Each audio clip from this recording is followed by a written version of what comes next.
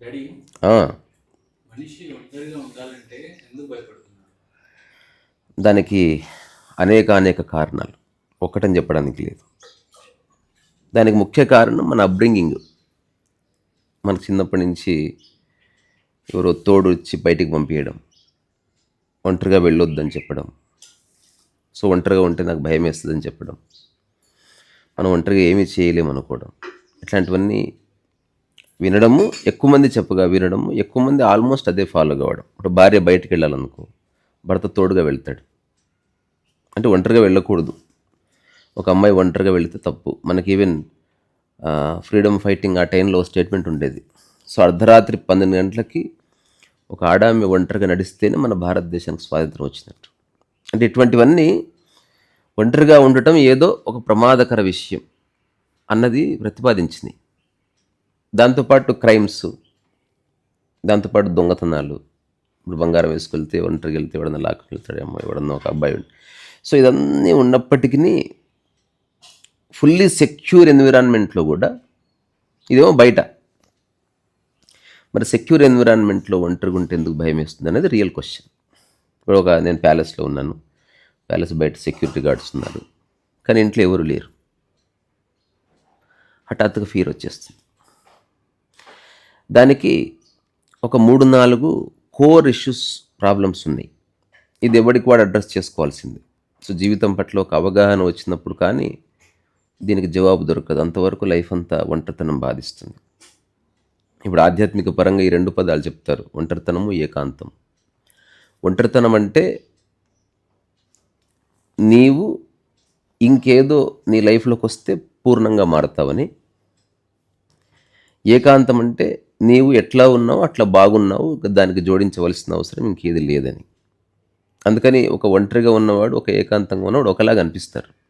కానీ ఒంటరిగా ఉన్నవాడికి తాను బాగలేడు, ఒక ఫ్రెండ్ వస్తే తను బాగుంటాడు, లేకపోతే తను కోరుకున్నది వస్తే బాగుంటుంది, ఇట్లా కొన్ని ఆలోచనలు అతన్ని వెంటాడుతుంటాయి.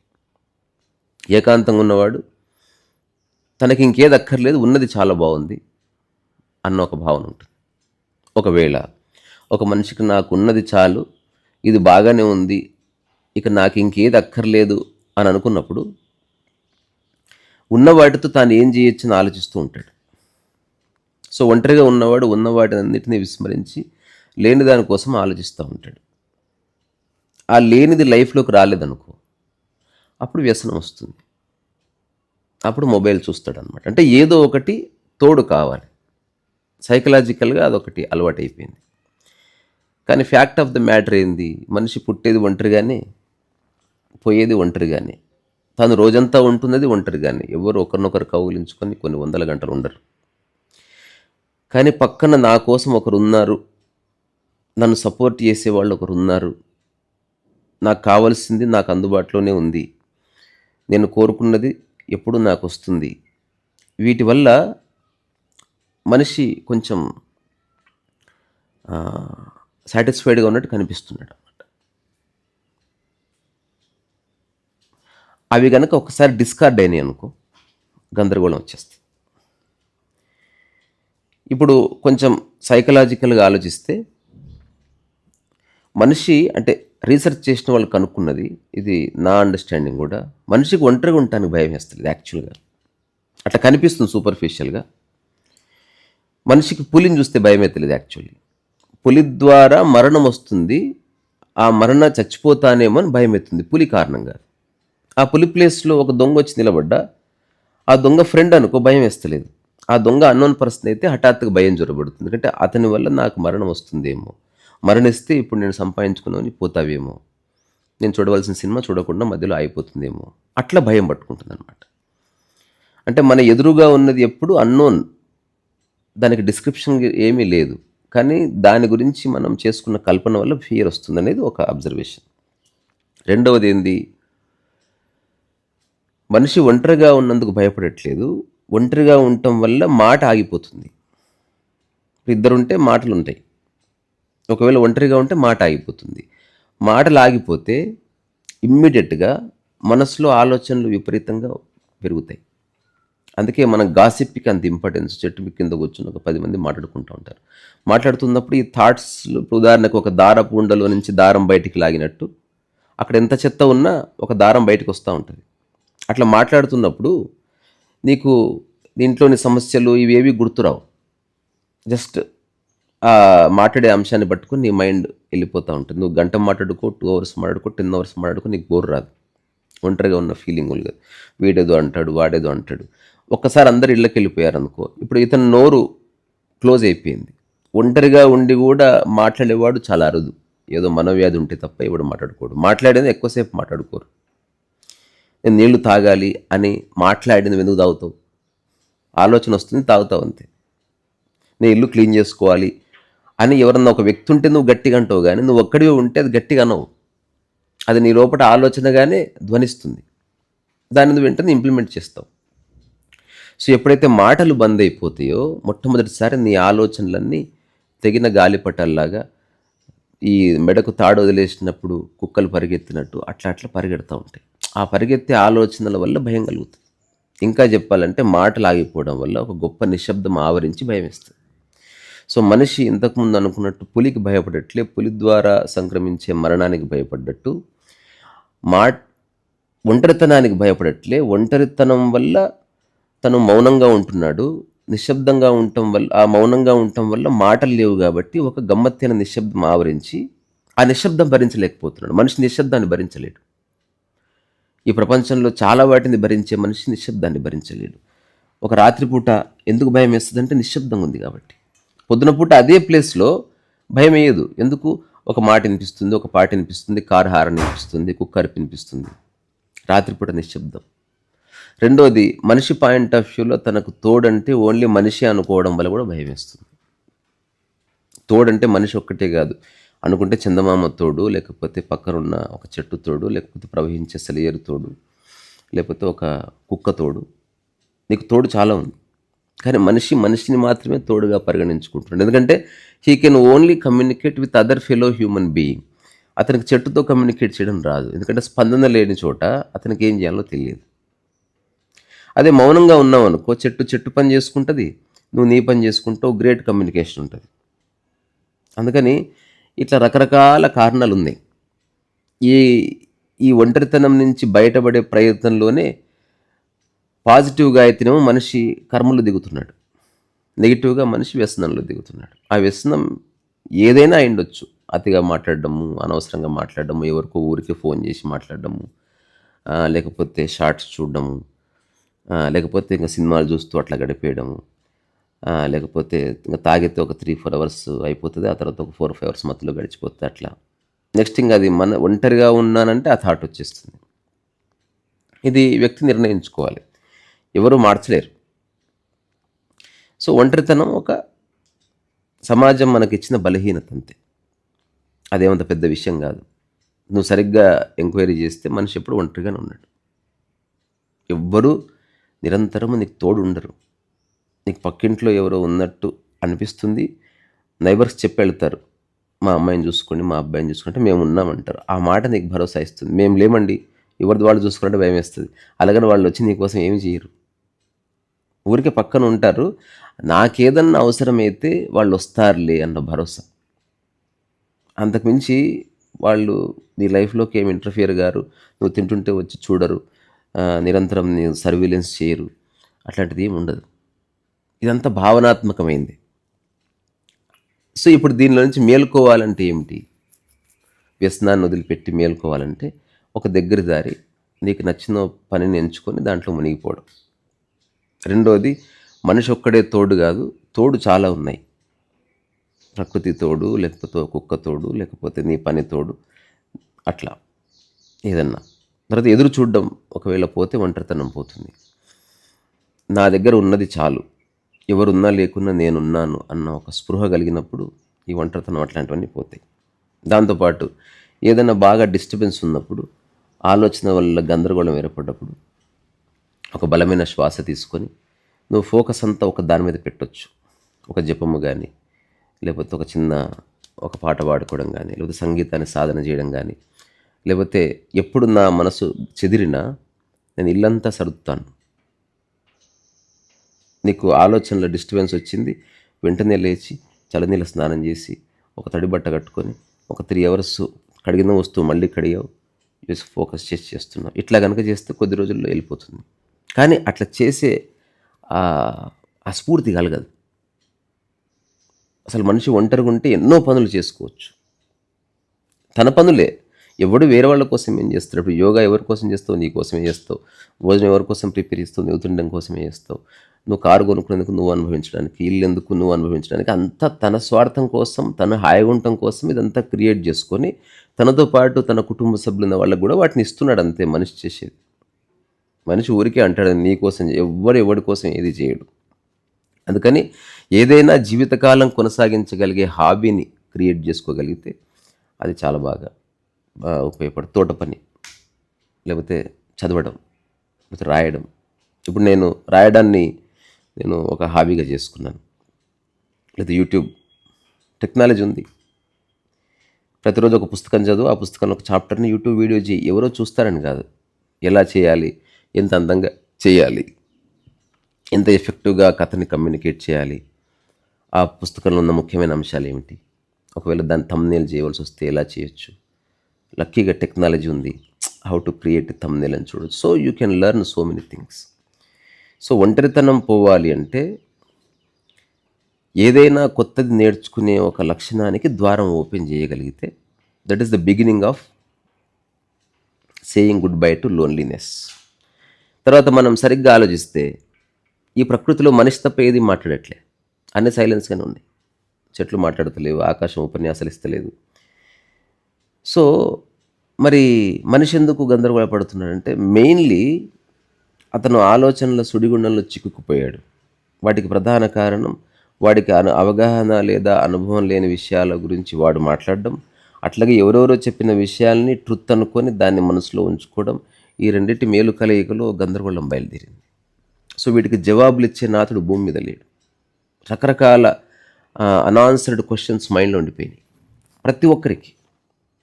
ఓన్లీ జ్ఞానంలో అడుగుపెట్టిన వాడు ఏం చేస్తాడు?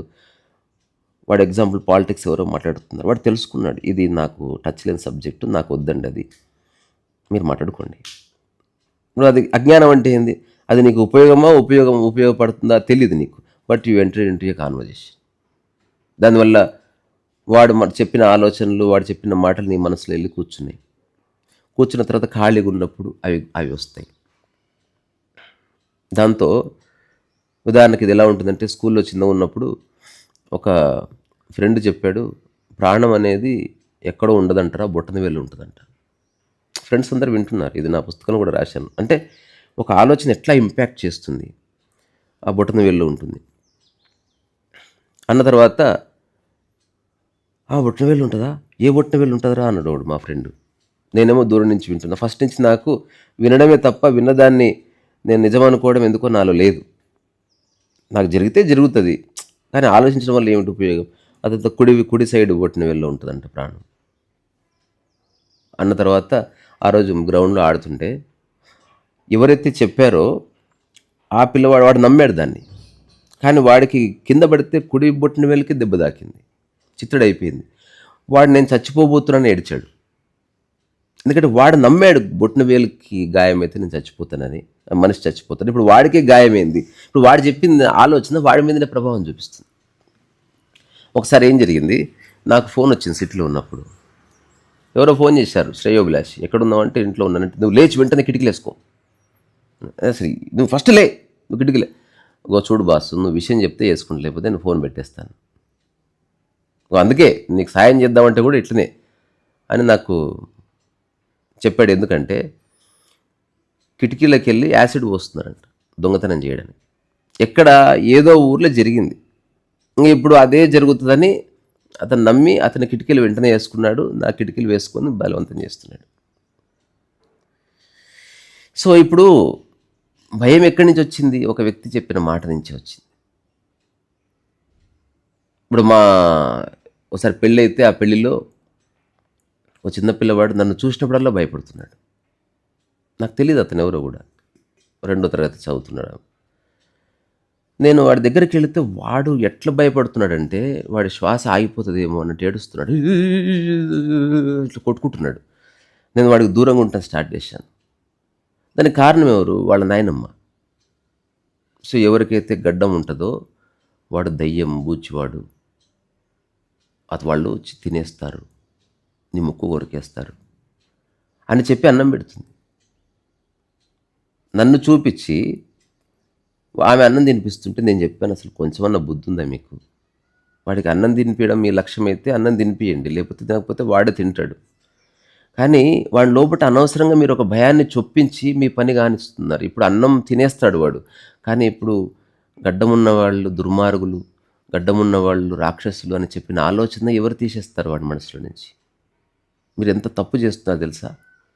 మీరు జస్ట్ అన్నం తినిపించడం మీ లక్ష్యం కాబట్టి దానికోసం మీరు కరప్షన్ చేస్తున్నారు వాడి మైండ్ని. ఆమె నేను చెప్పింది అర్థం కాలేదు.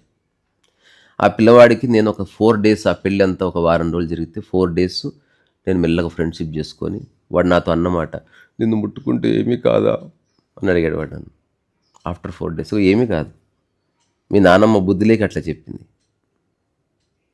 సరే, ఆ తర్వాత వాడు నేను కాసేపు ఆడుకుందాం అంటే టుక్ వాడిలో ఉన్న భయాన్ని తొలగించడానికి అక్కడున్న గడ్డం ఉన్న వాళ్ళు, నేను ముట్టుకుంటా చూడు ఏమీ కాదు చూడు అని చెప్పి ఇట్లా ముట్టుకొని, ఏమన్నా అయిందా? నాకేం కాలేదు, నువ్వు కూడా ముట్టుకోవచ్చు, ఏమీ కాదా ముట్టుకుంటే, ముక్కు కొరకరా తీసుకుపోరా అని చెప్పి ఏడుస్తున్నాడు వాడు.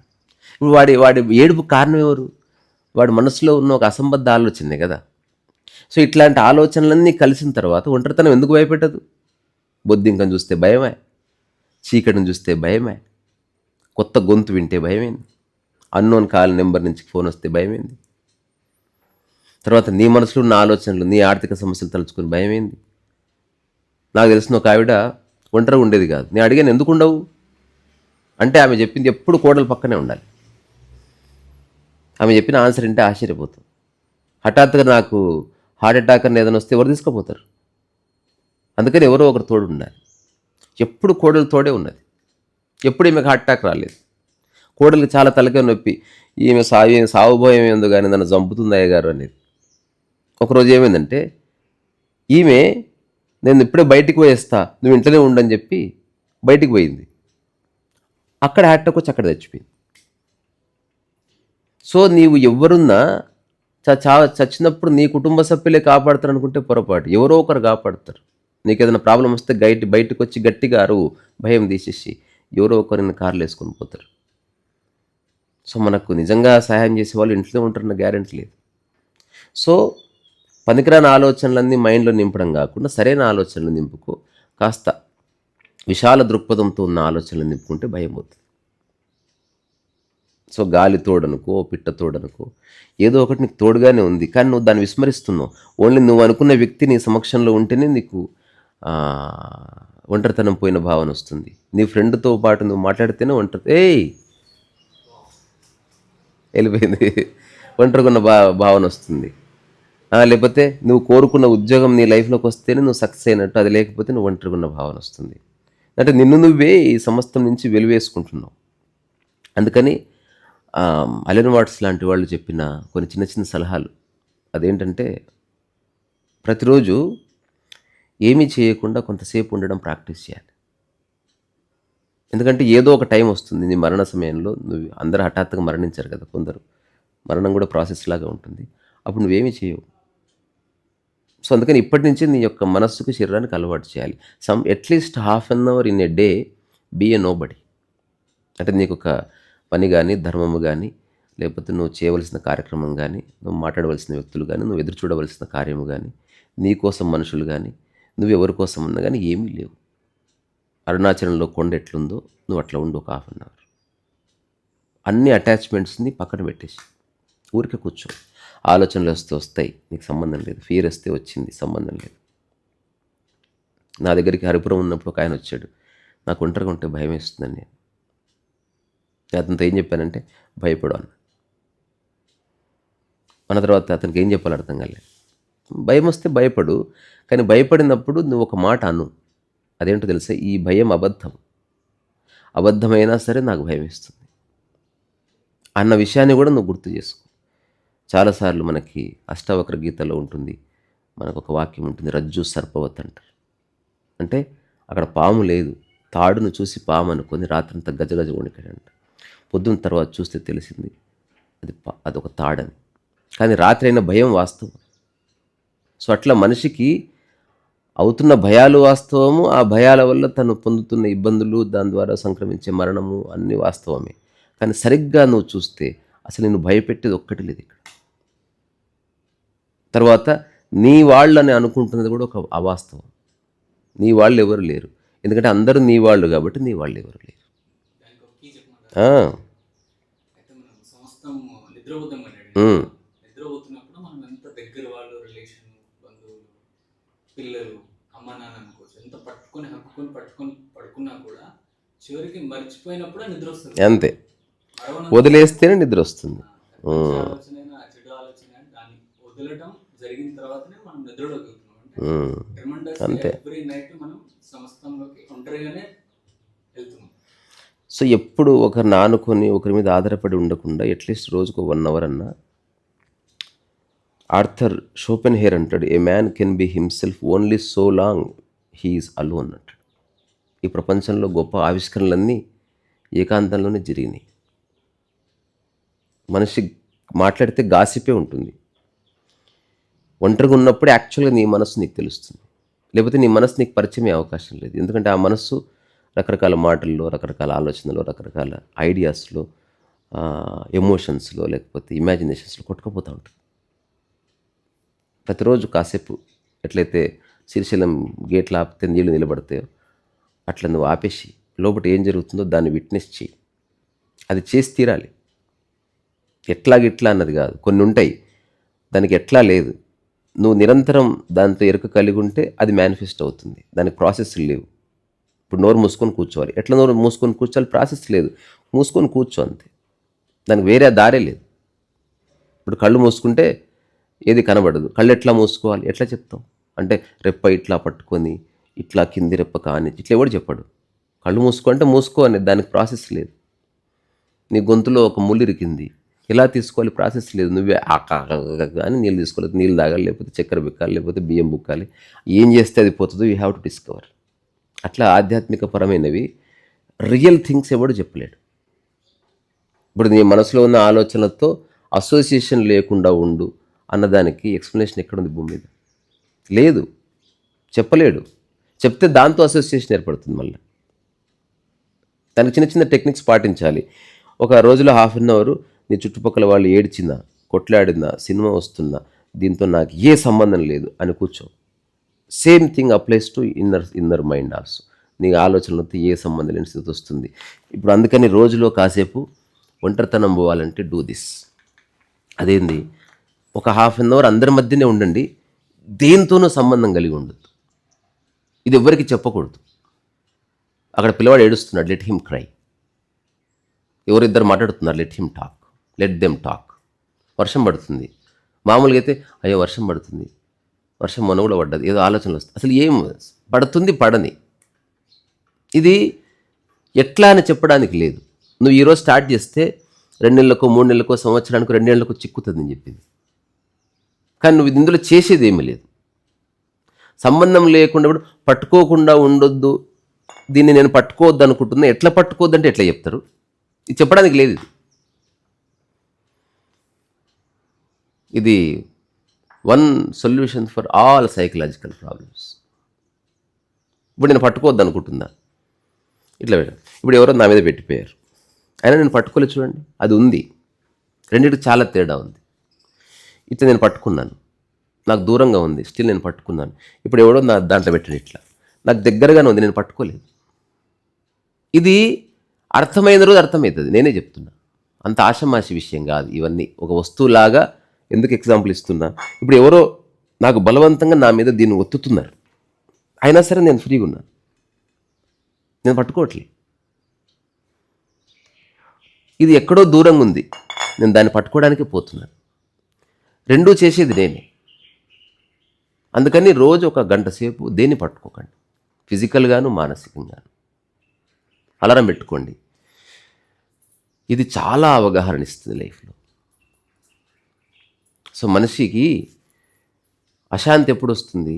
ఈ మనసులో ఉన్న రకరకాల ఆలోచనలు అసంపూర్ణంగా ఉండటం వల్ల అశాంతి ఏర్పడుతుంది. ఉదాహరణకి నా కొడుకు వల్ల అశాంతి. ఆ, ఇంతకుముందు పులి వల్ల భయం, అది కూడా తప్పే. పులి వల్ల వచ్చే మరణం, పులి వల్ల భయం అయితే జూకి వెళ్తే ఎందుకు భయం అయితే లేదు? పులి బోన్లో ఉంది కాబట్టి భయం అయితే లేదు. అంటే బోన్ ఉంది కనుక పులి నా వైపు రాదన్న క్లారిటీ వల్ల భయం అవుతుంది.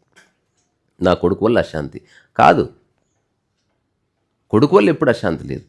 ఆ కొడుకు అనే విషయం గురించి నీ మనసులో సగం ఉన్న ఆలోచనలు, సగం పూర్తయిన ఆలోచనలు ఉండిపోయినాయి. పెళ్లి చేసుకుంటాడో లేదు అన్న ఆలోచన నీకు ఇక్కడ తెగుతలేదు, దీనివల్ల అశాంతి వస్తుంది. నువ్వు ఇక్కడ క్లియర్ చేసుకుంటే కొడుకు ఫ్రీ అయిపోతుంది. సో ఇది మనం చూడ్డానికి సింపుల్గా కనిపించినా కొంచెం ఎంక్వైరీ చేస్తే ఇంకా సింపుల్గా మారిపోతుంది. ఇప్పుడు నేను ఇది చెప్తుంది పూర్తిని ఆచరిస్తూ చెప్తున్నది. రోజులో 1 అవర్ అని చెప్పిన కదా, రోజులో 1 అవర్ నేను సంబంధం పెట్టుకునేది ఓవరాల్గా. మిగతా 23 అవర్స్ నాకు ఎవరితో సంబంధం లేదు. ఒక మానసిక స్థిరత్వం ఎప్పుడు వస్తుందంటే ఏదైనా జరుగుతున్నప్పుడు దాంతో ఇంటర్ఫియర్ కాకుండా చూడండి. అట్లా ఒక్కసారి రాదు. It may take 1 year 2 years, keep trying. Cycle పడుతున్న కొద్ది లేపుతున్నాం, ట్రై చేస్తున్నాం. ఒకరోజు బ్యాలెన్స్ వచ్చినట్టు ఇది కూడా వస్తుంది. దీంట్లో ప్రాక్టీస్ ఏమీ లేదు. Trying again and again, practice కాదు. సైకిల్ కాబట్టి రోజు కొంత వస్తుంది, ఇందులో ఏమీ లేదు. జస్ట్ ఈ ఎరుక కలిగి ఉండు. హఠాత్తుగా ఇక్కడ వస్తువు కింద పడ్డది చూసి మళ్ళీ నీ పనిలో ఉండంతే. ఆ 1 hour దాన్ని ముట్టుకోవద్దు, ఏమీ కాదు. నేను 2009 అప్పుడు నేను ఏకాంతంగా ఉండటం స్టార్ట్ చేసినాక నేను ఒక ప్రయోగం చేస్తుంటే, ఇది చెప్తే చాలా విడ్డూరంగా ఉంటుంది కానీ, నేను బియ్యం వండుకుందామని గిన్నెలో పోస్తున్నా, స్లిప్ అయి పడిపోయింది. మామూలుగా అయితే అయ్యయ్యో అస్సలు ఇప్పుడు అన్నం వండుకోవాలి ఇదంతా మైండ్లో వచ్చేసింది గందరగోళం. అప్పుడు నా స్థితి ఎట్లా ఉన్నదంటే అప్పటికి ఇప్పటికి అంతే. పోస్తున్న నేను పడుతున్న దాన్ని చూశాను, బియ్యం ఇట్లా చెదిరిపోయాయి. ఆ గ్లాస్ అట్లా పెట్టాను, బయటికి వెళ్ళాను, హాయిగా భోజనం చేశాను. తర్వాత నేను చేయాల్సిన కార్యక్రమాలు ఉన్నాయి సాయంత్రం వరకు, ఎవరిని కలవడం అట్ట. ఆ పని పూర్తి చేసుకొని సాయంత్రం వచ్చి ఆ బియ్యం దగ్గర కొంత చిన్న చిన్న సర్కిల్స్ చేశాను ఆ బియ్యానికి.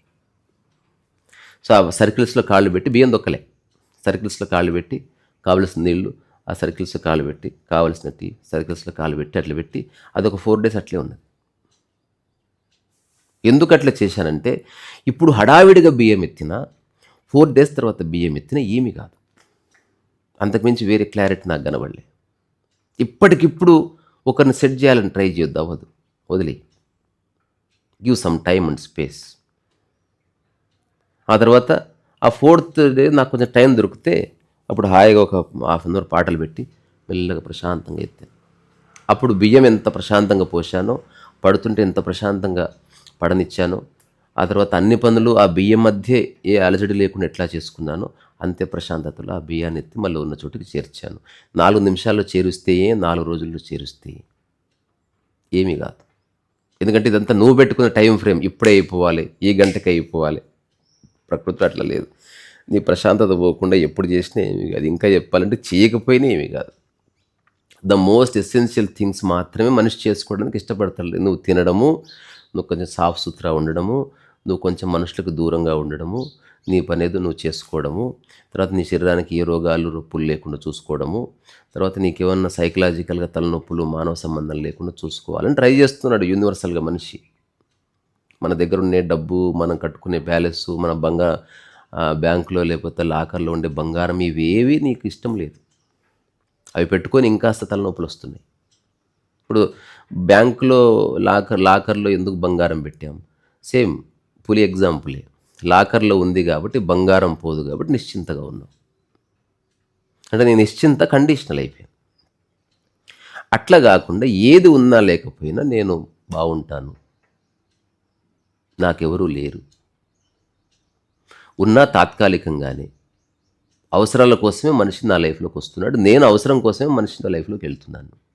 అవసరం తీరిన తర్వాత ఎవరు ఏమీ కారు. నేను ఏదేమైనా నేను ఒంటరి వాడిని, నా పని నేను చూసుకోవడం తప్ప నాకు ఇంకొక పని లేదు. వేరే వాళ్ళ గురించి 1000 సంవత్సరాలు ఆలోచించినా ఎవ్వరి జీవితం మారదు. కాబట్టి ఆలోచించి వేస్ట్. నా గురించి నాకు స్పష్టత వచ్చింది కాబట్టి ఇక నేను ఆలోచించుకోవాల్సిన అవసరం లేదు. ఇప్పుడు ఈ చిన్న తరహా అవగాహన వస్తే ఇక there is no problem at all. ఒక చిన్న కథ ఉంటుంది, చెప్పి ముగిస్తా. మనసులో చాలా డిస్టర్బెన్స్గా ఉన్న ఒక శిష్యుడి వెళ్ళి గురువుని అడుగుతాడు, నాకు దమాక్ ఖరాబ్ అవుతుంది, ఏం చేయాలి? దీనికి 2 కథలు ఉంటాయి. అది బుద్ధిస్ట్ స్టోరీస్ చెప్తారనమాట. ఒకటేమో ఆనందుడి పేరు మీద చెప్తారు. నా మనసులో చాలా డిస్టర్బెన్స్ ఉంది, ఏం చేయాలి అంటే వాకింగ్కి వెళ్దాం దా అంటాడు. బుద్ధుడు వాకింగ్ నేను చెప్తున్నది ఎందుకు నువ్వు అరే నువ్వు అడిగావు, నీకు నచ్చిన ఆన్సర్ ఎందుకు ఇస్తున్నావు? నువ్వు భలే ఉన్నావు. డాక్టరు నీకు నచ్చిన రంగు ట్యాబ్లెట్ ఎందుకు ఇస్తాడు? ఏదోటి ఇస్తాడు, నీకు తగ్గితే చాలు కదా అని ఒక కొండ మీద తీసుకెళ్ళి దానిపైన నది ప్రవహిస్తూ ఉంటుంది. ఆ చిన్న చెరువులో ఒక వాటర్ బాడీ ఉంటుంది, నది కాదు వాటర్ బాడీ ఉంటుంది, ప్రశాంతంగా ఉంటుంది. దాంట్లో ఒక వాటర్ వేస్తాడు, సరే ఒక రాయి వేస్తాడు. ఇప్పుడు చెప్తాడు అనమాట, ఆనంద నీ మనస్సు అది ఒకటే. ఇప్పుడు నేను నిన్ను అడుగుతున్నా, నువ్వు నన్ను అడిగే ప్రశ్న నిన్ను అడుగుతా, చెప్పు ఏంటంటే ఇప్పుడు ఆ అలలని తీసేసి మళ్ళీ యథాస్థానానికి ఆ చిన్న సరస్సును తీసుకురావాలంటే ఏం చేయాలంటే ఆనంద చెప్తే ఏమీ చేయకూడదు. ఏమీ చేయాలి, ఏదైనా చేయాలని వేలు పెడితే ఇంకో అల వస్తుంది, ఆ అల వచ్చిన దాంట్లో మళ్ళీ వేలు పెడితే ఇంకో అల వస్తుంది, ఎక్కువసార్లు పెడితే మొత్తం అలలమయం అయిపోతుంది. అలజడి అంటే అదే, అలలు ఎక్కువైపోయి కొహరెన్స్ దెబ్బతిన్నదని అలజడి అన్నాం అంతే. అట్లా అని చెప్తుంటేనే ఆనందానికి అర్థమైంది. ఆలోచనల సుడిగుండం ఉన్నప్పుడు నువ్వేమి చేయకూడదు. ఆ ఏమి చేయకుండా ఉండడానికి ధ్యానం అని పేరు. ఇది ఇంకో కథ ఏం చెప్తారు దీనికి, ఇట్లాంటిదే. నేను చాలా డిస్టర్బ్డ్గా ఉన్నాను, నా డిస్టర్బెన్స్ ఎట్లా పోతుంది, నా నిజ స్వరూపం ఏందన్నప్పుడు గురువు శిష్యుడి మెడ వంచి ప్రశాంతంగా ఉన్న సరస్సులోకి తల వంచి చూపిస్తాడు. ఇప్పుడు ఏం కనిపిస్తుంది అంటే నా ముఖం కనిపిస్తుంది. అంటే నీ మనసు నిర్మలంగా ఉంటే నీ ముఖం నీకు కనిపిస్తుంది. ఇప్పుడు అలాగే ఉంచి ఇలా వేలు ఇట్లా అంటాడు నీళ్ళల్లో, ఇట్లా ఇట్లా ఇట్లా ఇట్లా మొత్తం అలలు వస్తాయి. ఇప్పుడు కనిపిస్తుందంటే ఏం కనిపించట్లే. తద్వారా నీ ఆలోచనల్లో నువ్వే కనబడకుండా పోతున్నావు. అందుకని నీ యొక్క నిజస్వరూపం ఎప్పుడు తెలుస్తుంది? When you have no association with thoughts, అప్పుడు నీవు ఉన్నావు. ఆలోచనలతో సంబంధం లేని క్షణంలో ఉన్నదే నిజమైన నీవు. ఆలోచనలతో సంబంధం కలిగి ఉన్న నీవు నిజమైన నీవు కాదు. ఇది నువ్వు ఒప్పుకున్నా ఒప్పుకోకపోయినా ఒక సత్యము అని చెప్పి నేను ఫైనల్గా ఏం చెప్పాలనుకుంటున్నానంటే, ఒంటరితనం అన్నది మనిషిని పట్టుకొని వేధిస్తున్న అతిపెద్ద వ్యాధి, మందులేని వ్యాధి. దానికి మెడిసిన్ లేదు.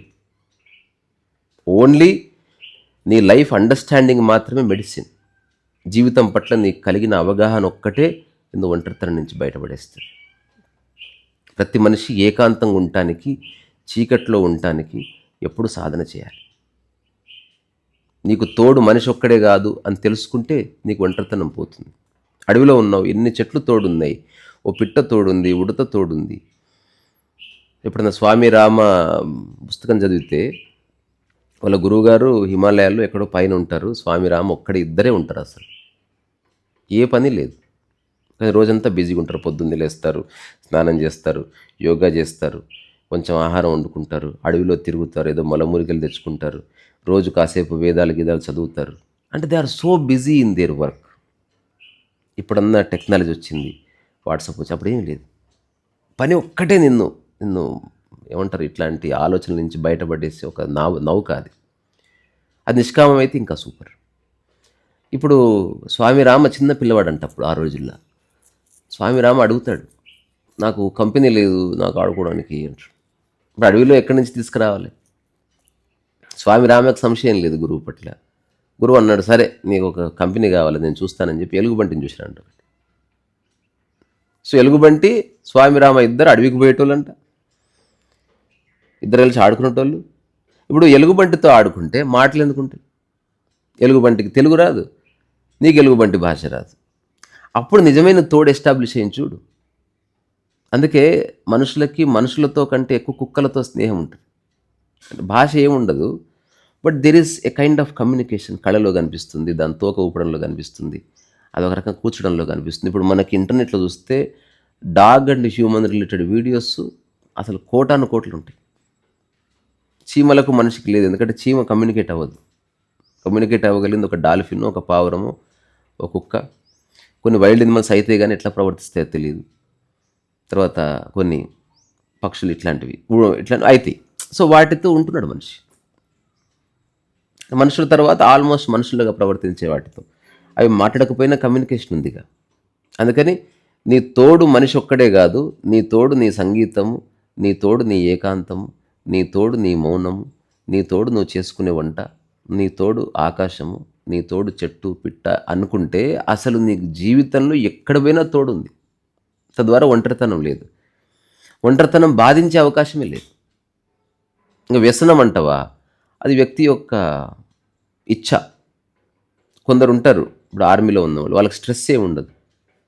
ఆర్మీ రిటైర్ అయిన తర్వాత కూడా రోజు ఒక టోస్ట్ లాగా they all SIT together and have a discussion, ఒక చిన్న పెగ్గు వేస్తారు. సో అది వ్యసనం కిందికి రాదు. చాలామంది మెడిసిన్ లాగా కూడా తీసుకునే వాళ్ళు ఉన్నారు, ఒక మోడరేట్ క్వాంటిటీలో. వ్యసనం ఎప్పుడవుతుంది అంటే నువ్వు అన్కాన్షియస్గా తీసుకుంటున్నప్పుడు వ్యసనమైంది. రెండోది ఎందుకు తీసుకుంటున్నావో తెలియట్లే, అప్పుడు వ్యసనమైంది. ఎందుకు తీసుకుంటున్నారో తెలిస్తే విషయం కూడా తీసుకునే వాళ్ళు ఉన్నారు కొన్ని ట్రెడిషన్స్లో. అందుకని ఇది పూర్తి వ్యక్తిగతమైన విషయం. నువ్వు తాగే వాళ్ళందరినీ తాగుబోతులు అనడానికి లేదు. మనుషులకు రకరకాల వ్యసనాలు ఉన్నాయి. ఒకడు తాగుడుకు బానిస అయి ఉండొచ్చు, ఒకడు వాగుడుకు బానిస అయి ఉండొచ్చు, ఒకడు స్నేహానికి బానిస అయి ఉండొచ్చు, ఒకడు కులపిచ్చికి బానిస అయి ఉండొచ్చు. ఏదైనా అది ఎందుకుందో నీకు తెలియని ఒక స్థితి ఏర్పడితే అప్పుడు నువ్వు దానికి సక్కం అవ్వాల్సిందే తప్ప నువ్వు ఏం చేస్తున్నావో ఎందుకు చేస్తున్నావో అన్న స్పృహ నీకు కలిగినప్పుడు వాడిని మనం ప్రశ్నించడానికి లేదు. నిసర్గదత్త మహారాజ్ బీడి దాగాడు లైఫ్ అంతా. సో అది మనం చూడడానికి వ్యసనం అనిపించుండొచ్చు. అతని పర్సెప్షన్ దాని పట్ల అతనికి రిగ్రెట్ కానీ ఏమీ లేదు. దాన్ని తన జీవితంలో ఒక భాగంగానే చూశాడు. అది ఆయన పడిపోయినప్పుడు అది పడిపోయింది అంతే. కిచకిచ్ లేదు. నాకు తెలిసిన కొందరు ఆఫీసర్స్ ఉన్నారు, ఈవినింగ్ 7:30 అయితే వాళ్ళు పక్కా ఒక చిన్న పెగ్గేస్తారు. కానీ వాళ్ళు ఎప్పుడు తాగి ఊగడాలు వాగడాలు ఎప్పుడు చూడలేదు నేను. చాలా మామూలుగా మాట్లాడుతున్నప్పుడు ఎంత కాన్షియస్గా ఉంటారో అప్పుడు అంతే కాన్షియస్గా ఉంటారు. అండ్ వాళ్ళ లైఫ్లో దాన్ని ఒక పార్ట్గా చేసుకున్నారు. కొందరు తినగానే స్వీట్ తింటారు, కొందరు తినగానే పాన్ తింటారు, కొందరు సినిమా చూస్తూ తింటారు. ఇవన్నీ రకరకాల వ్యసనాలే. అంటే ఏదో ఒకటి నీకు అలవాటైంది, కానీ అలవాటైంది నిన్ను హింసించేంత అలవాటైందా, లేకపోతే అది లేకపోతే నీకు పిచ్చెక్కుతుందా? ఇది వ్యక్తిగతంగా ప్రశ్నించుకోవాల్సిన విషయాలు. అందుకని ఏదేమైనా చచ్చిపోవడం ఖాయం కాబట్టి నువ్వు ఏదైతే చేస్తున్నావో అది పూర్ణ ఎరుకలో చేస్తున్నానన్న ఒక అవగాహన ఉంటే దాంట్లో మనం వేలు పెట్టడానికి లేదు ఏదైనా. కానీ మెల్లగా మనిషి ఏకాంతం అనుభవించడానికి ప్రిపేర్ అయితే జీవితం చాలా బాగుంది. ఎందుకంటే లాస్ట్కి మరణించేటప్పుడు నువ్వు ఏకాంతంగా మరణించిన భావన కలగాలి, ఒంటరితనం కాదు. ఒంటరితనం అంటే ఏమీ లేదు. ఈ బాటిల్లో ఇంత నీళ్ళు ఉన్నాయి, ఈ బాటిల్ ఆలోచిస్తుంది ఇంకాస్త నీళ్లు నిండితే నేను ఆనందంగా ఉంటాను. అది ఎదురు చూస్తుంది ఎవరైనా నీళ్లు పోస్తారేమో, అది ఒంటరితనం. ఎదురు చూస్తుంది వర్షం వస్తుందేమో, అది ఒంటరితనం. ఇది రాదని తెలిసి నిరాశపడి తాగుతుంది, అది ఒంటరితనం వల్ల ఏర్పడ్డది. ఏకాంతం అంటే ఏంటంటే నాకు సగం బాటిల్ నీళ్ళు ఉన్నాయి, నాకు చాలిది అని అనుకోవడంతో ఈ బాటిల్ మైండ్ ఫ్రీ అయిపోయింది. అంతే తేడా. ఇది ఎవరెవరు ఎట్లా అర్థం చేసుకుంటారు అనేది వాళ్ళ యొక్క విచక్షణ, ఇంటెలిజెన్స్. ప్రతిదాన్ని మనం వివరించలేం. అందుకని ఒంటరిగా ఉన్నవాడు, ఏకాంతంగా ఉన్నవాడు ఒకలాగే కనిపిస్తున్నాడు. ఒక జ్ఞాని ఒక అజ్ఞాని కూర్చొని ఫోటో దిగితే ఒకలాగే ఉంటుంది. ఇంకా రోజు బిర్యానీ తినేవాడు జ్ఞాని కంటే గొప్ప అందంగా కనిపిస్తాడు ఫిజికల్గా. అంత మాత్రం చేత వాడు బాగున్నాడని చెప్పడానికి రాదు, వీడు కొంచెం బొక్కలు తేలుంటే బాగాలేదని చెప్పడానికి లేదు. నీవెవరు నిర్ణయించేది నీ మానసిక స్థితే. మనసు తీసేస్తే సిమ్ కార్డు లేని ఫోన్లన్నీ, ఇప్పుడు ఎవరెవరైతే చూస్తున్నారో ఈ భూమి మీద అందరికీ మనసు లేదనుకో, ఎవడు ఎటుపోతున్నాడో తెలియదు. ఇప్పుడు ఈ బాటిల్ ఇట్లా పట్టుకున్నాను, నా మనసు వల్లనే నేను ఎక్కడ పెట్టాలో తెలుస్తుంది. నా మనసే లేకపోతే బాటిల్ ఇట్లా పెట్టుకొని ఇప్పుడు మనసు వెళ్ళిపోయింది, ఏం చేయాలో తెలియదు. ఇది ఏందో కూడా తెలియదు నాకు, ఇది బాటిల్ అది కూడా తెలియదు నాకు. అప్పుడు నాకు ఇన్స్టింక్టివ్గా దాహం అయితే నీళ్లు తాగి చూస్తాను, దాని నీళ్ళతో సంబంధం ఉంటుంది, బాటిల్తో ఉండదు. కుక్కకి వాటర్తో సంబంధం ఉంటుంది, చెరువుతో ఉండదు. నువ్వు బంగారు బౌల్లో పెట్టిన నీళ్లు తాగిపోతుంది, బంగారు బౌల్ని చూడదు అది. ఎందుకంటే అది సర్వైవల్ కోసం అవసరమైన దాన్ని పట్టుకుంటుంది తప్ప వస్తువుని పట్టుకోవట్లే. ఎందుకంటే దానికి వస్తువు పట్ల ధారణ లేదు కదా. మనిషి అట్లా కాదు. సో మనిషి మనసులో చాలా చెత్త ఏర్పడ్డది. ఇప్పుడు మెమరీ అంటూ పోయిందనుకో నీకు అన్ని సమస్యలు పోతాయి. కానీ అప్పుడు కూడా నీకు ఫిజికల్ ప్రాబ్లమ్స్ ఉంటాయి, కానీ ఫిజికల్ ప్రాబ్లమ్స్ తగ్గుతాయి. మనసు పోయింది కాబట్టి నువ్వు తిన్నా నువ్వు ఏం తినాలో అదే తింటావు. ఏం తినాలో అది తింటే బాడీ క్లీన్ అయిపోతుంది. అట్లా అందుకని ప్రతిరోజు ఒక 1 అవర్ ఏం జరిగినా పట్టించుకోకుండా ఉండడం ప్రాక్టీస్ చేయండి. ఇది ఖచ్చితంగా చేసి తీరాలి. దానివల్ల జీవితంలో చాలా విషయాలు తెలుస్తాయి. ఆ 1 అవర్ తర్వాత అన్నిట్లోనే ఇంటర్ఫియర్ కాండి, పోండి. ఇప్పుడు నిన్న గాలి వచ్చింది చాలా, నేను ఇట్లా కూర్చొని ఉన్నా, ఆ గాలికి ఈ గోడకున్న పెయింటింగ్స్ ఇట్లా ఊగుతున్నాయి. నేను అసలు లేవనే లేదు, అట్లే ఊగుతున్నాయి. ఒక పెయింటింగ్ చూసి ఇట్లా 6 పల్టీలు వేసి కింద పడ్డది, ఇట్లా చూసిన అట్లా. ఆ తర్వాత చాలా డస్ట్ లోపలికి వచ్చింది, ఇట్లా చూశాను. మేము వీడియో తీస్తుంటే పావురం వచ్చిపోయింది, చూసామంతే. ఒక 1 అవర్ తర్వాత నేను పెయింటింగ్ తీసి మళ్ళీ తగిలిచ్చాను అక్కడ, అది వేరే సంగతి. సో సమ్ టైమ్స్ నువ్వు దేంతోనూ ఫిజికల్గాను సైకలాజికల్గాను ఇంటర్ఫియర్ కాకుండా ఉండగలిగితే 1,00,000 పుస్తకాలు చదివిన దానికంటే ఎక్కువ అండర్స్టాండింగ్ వస్తుంది. నువ్వు ఎన్ని పుస్తకాలు చదివినా అది మళ్ళీ సమాచారమే. అందుకని టు బీ అంటాం కదా, బీయింగ్ అంటే ఏం జరిగినా వాడు సజీవంగా ఉంటూ అది జరుగుతున్న వాటిని అన్నిటినీ చూస్తూ దాంతో ఇంటర్ఫియర్ కాకుండా ఉన్నాడు. ఇది అల్టిమేట్ అండర్స్టాండింగ్. దాని అర్థం పొద్దుస్తామని అట్లే ఉండమని కాదు. అవసరమైతే నువ్వు దేంతో ఇంటర్ఫియర్ కాకుండా ఉండగలవు, అవసరమైతే దేంతో అయినా ఇంటర్ఫియర్ కాగలవు. ఈ చిన్న విభజన నీ మనసులో ఏర్పడినప్పుడు ఇది ఎట్లుందంటే, అవసరమైతే నేను లడ్డు తింటాను, అవసరమైతే నేను లడ్డు తినను, అవసరమైతే నేను భోజనం చేస్తాను. నిరాహార దీక్ష అందుకే అది ఉపవాసం. నేను తినానండి, ఈరోజు తిననని చెప్తున్నది వాడే, రేపు తింటా అని చెప్తున్నది వాడే. ఈరోజు నేను స్నానం చేయను అని చెప్తున్నది వాడే, రేపు స్నానం చేసేది వాడే. అట్లా ఈరోజు నేను ఏం జరిగినా పట్టించుకోను అని చెప్పే రోజు వచ్చినప్పుడు నేను చెప్పేది అర్థమవుతుంది. అదర్వైజ్ ఈ ఒక్క విషయంలో మనిషి తన కంట్రోల్లో తాను లేడు. ఏం జరిగినా పట్టించుకుంటున్నాడు, ఏం జరిగినా స్పందిస్తున్నాడు, ప్రతిదానికి మాట్లాడుతున్నాడు, ప్రతిదీ చూసి దాన్ని ఆలోచనగా మారుస్తున్నాడు, తనకు సంబంధం లేని వాటిని మైండ్లో చొరబాటు చేసుకుంటున్నాడు. దానివల్ల అశాంతి వచ్చింది. అబద్ధాలన్నీ నిజం అనుకుంటున్నాడు, ఎవరో తన వాళ్ళు అనుకుంటున్నారు, ఎవరో క్లోజ్ ఫ్రెండ్ అనుకుంటున్నాడు, ఇది నా పరువు అంటున్నాడు, నేను ఇజ్జత్కే సవాల్ అంటున్నాడు, బస్తీమే సవాల్ అంటున్నాడు, నేను ఏం పోయినా బతుకుతా కానీ పరువు పోతే బతుకు. ఇవంతా అబద్ధాలే. ఇట్లాంటి అబద్ధాలన్నీ పెట్టుకొని వాడు ఏకాంతాన్ని ఎప్పుడు అనుభవిస్తాడు? ఇప్పుడు నేను అసోసియేషన్ ఉండకుండా ఉండు అని చెప్పిన కదా, నీ పరువు, ప్రతిష్ట, కుటుంబము, నా వాళ్ళు, నీ వాళ్ళు, నీ ఆలోచనలు అన్నిటినీ పక్కకు నెట్టు. నువ్వు నీలా ఉండు. అప్పుడు నువ్వు బీయింగ్ అనమాట. స్వయం అక్కడ ఎగ్జిస్టెన్సే ఉంది. ఇది అర్థమైతేనే ఆధ్యాత్మిక సామ్రాజ్యంలోకి అడుగుపెట్టడం జరుగుతుంది. చేసేవాడికి ఏం దొరకదు అక్కడ. ఏమి చేయకుండా కూడా, సజీవంగా ఉంటూ ఏమి చేయకుండా, మానసికంగాను శారీరకంగాను దేంతోనూ ఇంటర్ఫియర్ కాని స్థితిలో సంథింగ్ రియలైజ్ అవుతుంది, సర్ఫేస్ అవుతుంది. అది నీది కాదు, ఎగ్జిస్టెన్స్ది. అందుకని ఇప్పటివరకు చెప్పిందంతా మళ్ళీ ఒక లైన్ చెప్పి ముగిస్తాను. మానసికంగాను శారీరకంగాను దేంతోనూ ఇంటర్ఫియర్ కాకుండా 1 గంట ఉంటే అప్పుడు అన్ని సమస్యలకి సొల్యూషన్ దొరుకుతుంది. నమ్మబుద్ధి కాదు, కానీ దొరుకుతుంది అంటే నువ్వు అనుకున్న సొల్యూషన్ కాదు, రియల్ సొల్యూషన్ దొరుకుతుంది. ఫిజికల్గా అంటుందంటే ఇది ఇంతకుముందు చెప్పాను కదా, నా మీదనే ఉంది కానీ నేను పట్టుకోలేదు. ఎవరో నా వేసారు, పెట్టాను, నేను పట్టుకోలేదు. ఇది నాకు దూరం ఉంది కానీ నేను పట్టుకున్నాను. ఇప్పుడు మానసికంగా అంటే ఏంది? ఇది అక్కడెక్కడ ఉంది, నాది అనుకుంటా, అది పట్టుకున్నాను.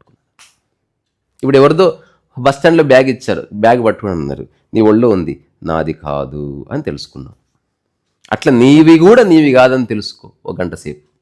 నీ వాళ్ళు కూడా నీ వాళ్ళు కాదని 1 గంట సేపు తెలుసుకో. చివరికి ఇది కూడా నీది కాదని 1 గంట సేపు తెలుసుకో.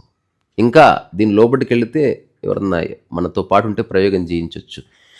ఇప్పుడు ఎప్పుడు నిద్రపోతే కాలు తిమ్మిరెక్కింది కదా, తిమ్మిరెక్కిన కాలుని చూడు, ఏమి చేయకు. ఇది పర్సనల్గా మీకు ఆసక్తి ఉంటుంది, నేను చెప్పాను చేయకూడదు, ఇది భయం వేస్తుంది. కాలు తిమ్మిరెక్కింది, అసలు కదలట్లే. అందరూ ఏం చేస్తారు, భయపడి ఇట్లా కొడతారు, ఇట్లా అంటారు. ఎట్లంటే మెల్లగా రక్తం వస్తుంది. నేనేం చెప్తున్నా, అసలు తిమ్మిరెక్కింది. మొట్టమొదటిసారి తిమ్మిరెక్కిన కాలుగా గుర్తించు, దాన్ని చూడు. ఆ చూడ్డంలోనే నీవు కాలువ కాదని తెలిసిపోతుంది. ఆ తర్వాత 5 నిమిషాలు నువ్వు ఎప్పుడన్నా దాన్ని టచ్ చేయకపోతే ఒక మ్యాజిక్ జరుగుతుంది. శరీరానికి దాని ధర్మం దానికి ఉంది. దానంతకదే కదిలించుకొని, దానంతకదే రక్తాన్ని సరఫరా చేసుకొని, దానంతకదే నార్మల్స్ వచ్చి ఉన్న కాలు ఉన్న చోటే ఉండి సెటరేట్ అయిపోతుంది. నువ్వు ఎట్లా ఉన్నావు అట్లే ఉండి తిమ్మిరెక్కని కాలు, తిమ్మిరెక్కిన కాలు, తిమ్మిరెక్కని కాలు, ఈ 3 కాళ్ళని నువ్వు చూసినావు అనమాట. అట్లా నువ్వు you are out of all this nonsense అని నీకు తెలుస్తుంది. అంత ఆషమాషి కాదు, లైట్ తీసుకో. అది అందుకని ఒంటరితనం అన్నది మనిషి ఉన్న రకరకాల ఆలోచనలు, అసంపూర్ణ ఆలోచనల వల్ల, మనిషికున్న రకరకాల అపోహల వల్ల మనిషి అనుభవించే ఒక నిజస్థితి. దానివల్ల సఫర్ అవుతున్నాడు. ఏకాంతం అనేది ఎగ్జిస్టెన్షియల్ స్టేట్. ప్రకృతిలో ఒక చిన్న చీమ ఉంటుంది, ఏకాంతం ఉంటుంది. అది పులి మీద ఆధారపడలేదు, తోటి చీమ మీద ఆధారపడదు. తన ఫుడ్ తాను తెచ్చుకుంటుంది. ఒక సాలెగూడు చూడండి, ఎక్కడో అడవిలో తన గూడు తాను కట్టుకుంటూ ఉంటుంది. తన పనిలో తానుంది. నీ పనిలో నీవు ఉన్నావా? ఒకవేళ నువ్వు ఉంటే ఆ పని ఏంది మరి? Figure it out. రీ సరస్వ వయసు.